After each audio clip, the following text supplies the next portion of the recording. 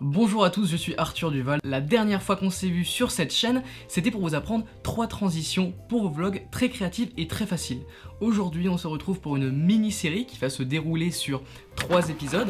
Il va y avoir ce tuto vlog #3, le 4e et le 5e qui sortiront très prochainement, donc n'hésitez pas à vous abonner à la chaîne de Filmora France pour n'en louper aucun. Sur ces 3 prochains tutos, nous allons nous intéresser aux débutants. Je vous parle à vous, ceux qui ne savent pas du tout utiliser un logiciel de montage, et je vais vous montrer qu'il est tout à fait possible de réaliser des transitions créatives et pourtant avec un minimum de montage. Dans ce premier tuto transition pour débutants, nous allons nous arrêter au jump cut. Alors c'est comme ça que je l'appelle. En réalité, si vous regardez sur internet, qu'est-ce que c'est qu'un jump cut? C'est le fait de passer d'un plan à un autre avec des raccords logiques. Je viens d'en faire 3 en l'espace de 3 secondes. Non, en réalité, moi mon jump cut est beaucoup plus premier degré, si vous voyez ce que je veux dire, hein. Hop.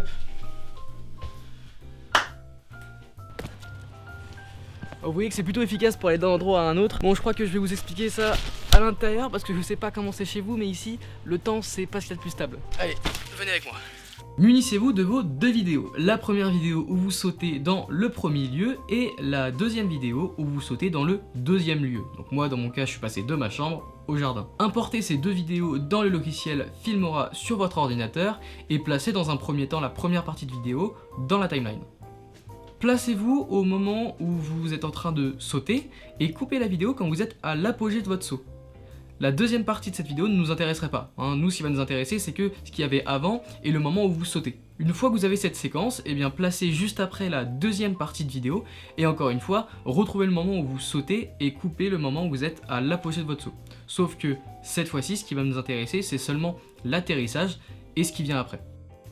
Maintenant, vous n'avez plus qu'à rassembler ces 2 vidéos pour n'en faire qu'une seule, et je vous laisse observer ce qui se passe.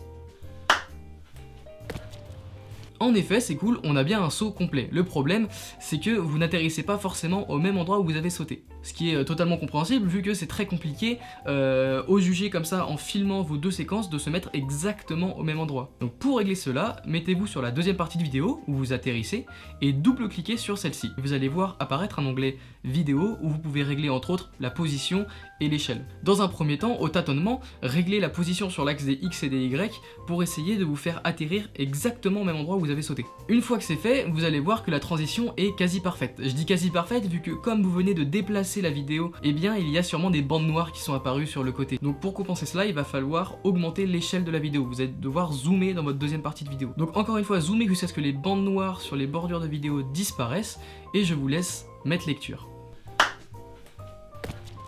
Cette fois-ci, l'effet est parfait. Voilà, c'est tout pour moi pour ce 3e tutoriel vlog, j'espère que celui-ci vous aura plu. Maintenant, vous n'avez plus d'excuses pour faire de belles transitions dans vos vlogs, vu que vous avez bien vu que celle-ci ne demande aucun prérequis. N'oubliez pas de rester abonné à la chaîne Filmora France pour voir mes prochains tutos qui arrivent très bientôt. Et moi sur ce, je vous laisse.